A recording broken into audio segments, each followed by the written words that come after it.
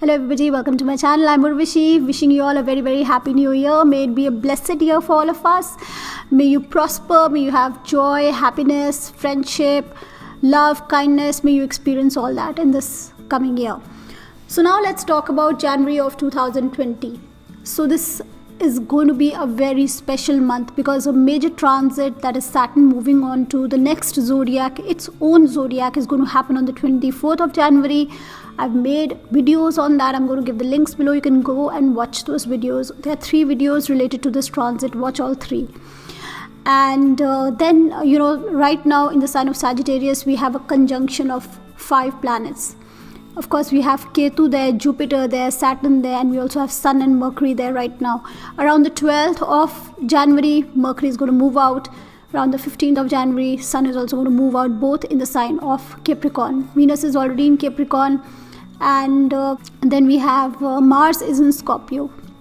The other major event this month is that there's going to be an eclipse on the 10th of January in the sign of Gemini. This is going to be a lunar eclipse.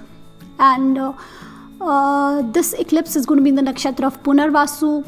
And I would like to go into the details of this eclipse in a separate video. So for now, we have to understand that in the sign of Punarvasu, there is going to be an eclipse. In opposition to this eclipse, there are going to be 5 planets. The only 2 planets who are outside, who are not involved in this eclipse at all, will be only Mars and Venus. Mars is very strong this month. Jupiter is very strong this month. Rahu, Ketu are still exalted. Saturn is going to go into its own sign. So now in this month, we already have 4 planets in exaltation or in their own signs. And Saturn on the 24th is going to move to its own sign. So the first few days, especially around the eclipse, we need to go a little slow where relationships are concerned, where communication is concerned, where, especially because Gemini also shows business, it shows our siblings, network circles, friends. So where they are concerned, we need to be a little cautious, especially also about our communication. And now let's talk about Aries. For Aries, this conjunction of planet is in the 9th house. And now Saturn is going to move into the 10th house. And we're going to have Sun and Mercury, they're also in the 10th house. So for Aries, there could have been a little stress related to work.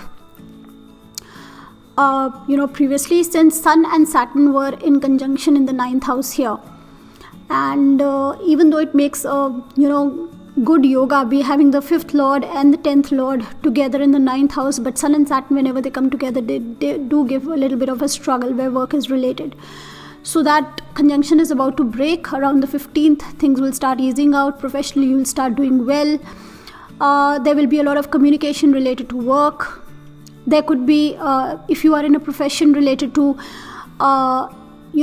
banking, insurance, beauty industry, anything related to the fashion industry, occult sciences, or even if you have anything to do with mass media, if you're a YouTuber, advertisement, event management, you're going to be doing very well, this month.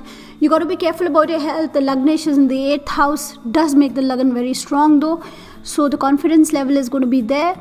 A little bit of a struggle with confidence in the first 15 days. Then you're going to be doing much better when the Sun comes into the 10th house and is in Digbala there. So definitely the latter half of the month is looking better for everybody professionally. For health, little bit of a caution. For children, I would say concentration could be an issue still. And but as the month progresses, things will be on track. Now talking about Taurus. For Taurus, this conjunction of planets is in your 8th house. And so there could have been certain issues related to health. There could have been certain issues related to inheritances, certain, hidden secrets, psychological issues, fears that you could have been dealing with, for all this while. And especially, the peace at home could have been a little disturbed, having, either the 4th house, the 8th house, whenever they are a little, whenever you have a lot of malefics there, then the, peace of mind seems to be disturbed. So that could have also been there for you. With the coming of Jupiter, things definitely are looking better. If you have been expecting some, something from insurance, banking, inheritances, occult sciences. If you're interested in that kind of a study, then again this month is also looking very good. With the coming of Jupiter there, things are looking positive, upbeat for you. But as soon as Sun moves out of there, definitely a little more peace will be felt in the heart. And travel is on the cards for you, especially in the latter half of the month. Travel is on the cards for you. Those who are in some kind of a service or business, relationships are going to be extremely important. It's through relationships or through ladies or women in your office that you could do better, and you would tend to associate more, you would tend to make more friends, you would tend to have more friendships related to your work. So now I'm going to be talking about Gemini. For Gemini, your 7th house had this a lot of 5 planets. The ascendant is going to have this eclipse.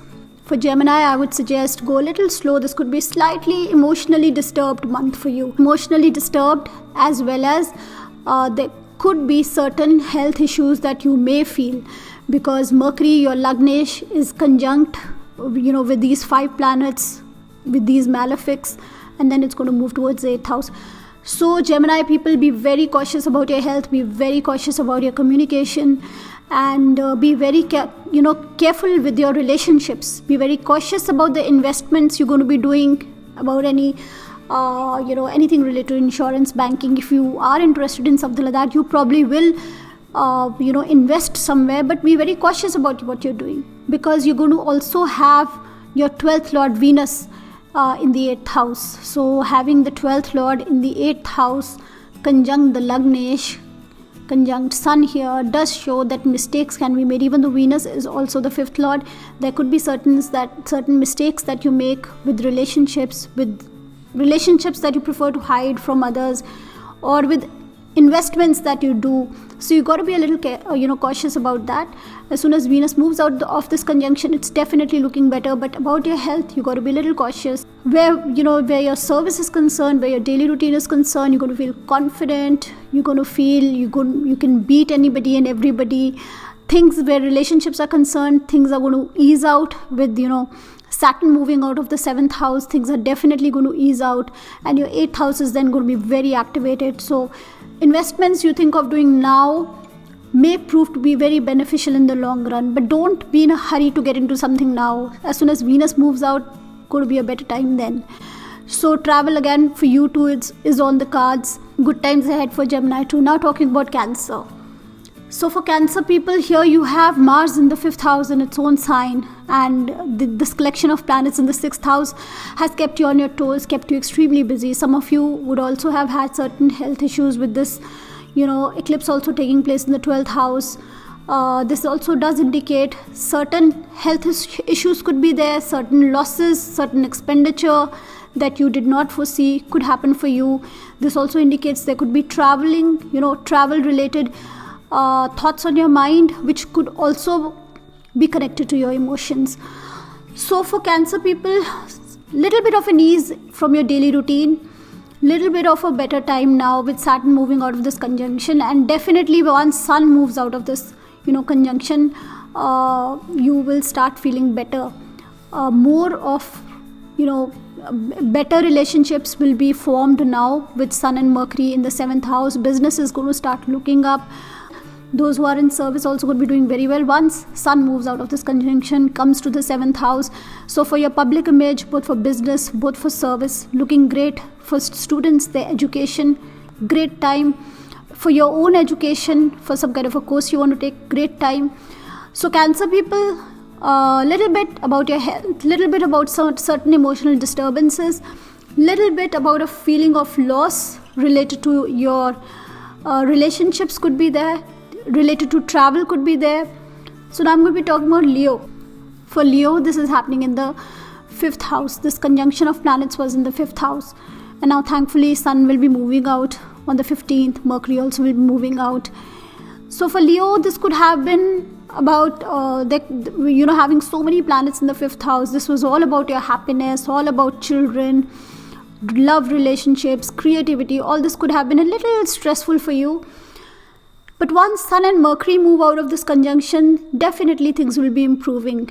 In the home front, now you have Mars in the 4th house. So that does, bring about lots of Martian energy at home. So there could be, certain amount of stress even at home. too much energy at home, I would suggest you go out, do some exercise. As it is, Sun and Mercury are going to be in your 6th house. They're going to move out, and Saturn also is going to move towards your 6th house. So you need to work out a little bit, Leo. You need to exercise a little bit, spend a little less time home, be more calm when you're at home. Try not to get into an argument, because that could be the disturbing factor. But for buying property, for buying a vehicle, for partying at home, for a good public image, for better relationship with your children, by the end of this month, for better relationship with your loved ones, anybody you are in a relationship with, by the end of this month is looking great. So now I'm going to be talking about Virgo. For Virgo people, you've had this conjunction of planets in the 4th house. Sun, Mercury now moving into the 5th house. Saturn will be moving into the 5th house. The 4th house will ease out. So for Virgo people, by the end of this month, lot of peace at home, lot of peace in the heart. It's been very disturbing having Saturn, Ketu both in the 4th house. Many of you would have moved, from wherever you were residing. Many of you would have moved from the place you were residing. So could have been a little tiring 1 year for you. But by the end of this month, definitely looking good. Good month for creativity, good month for status, some kind of a position, some kind of a growth.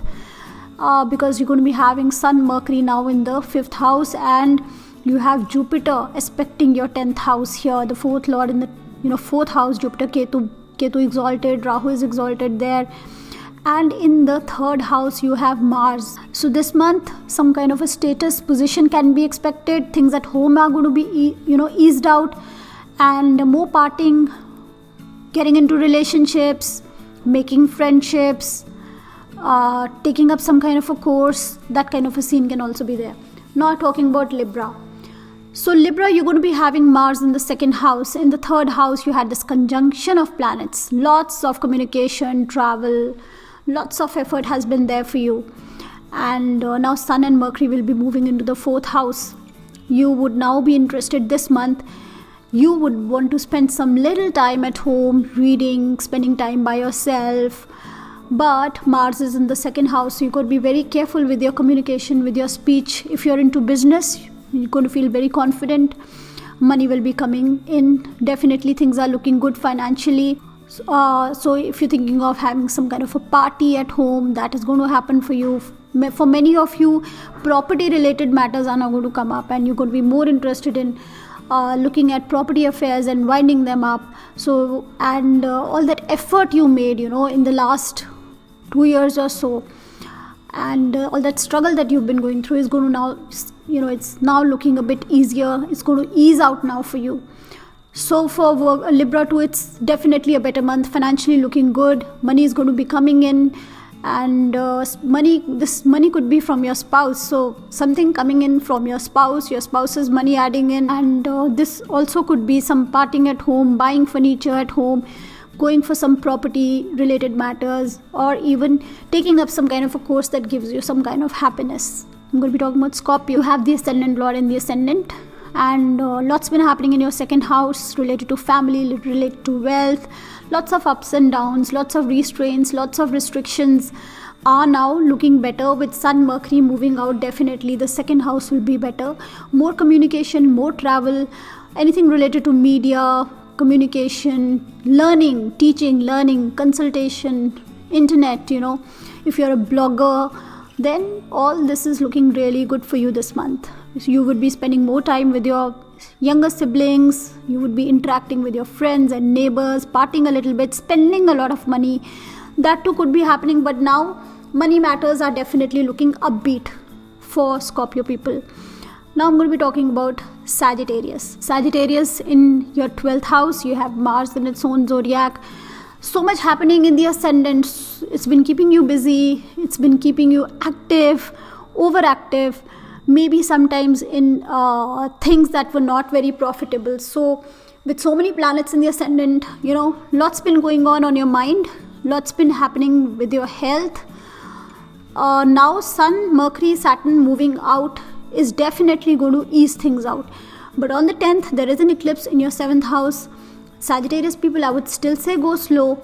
After the 15th, definitely better. After the 24th, much better for Sagittarius people. Health is looking better. Confidence level is good. You're going to suddenly bounce back. Where your confidence is concerned, you're going to bounce back and you're going to feel confident and optimistic. Almost like a guru, a teacher, Good time for initiating some kind of a course, some kind of a study.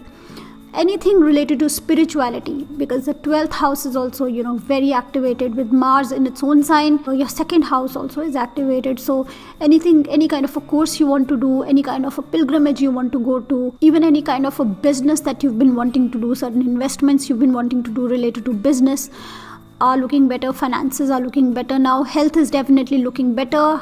You will now start to have a little more time for yourself, Sagittarius. Definitely a good month for Sagittarius.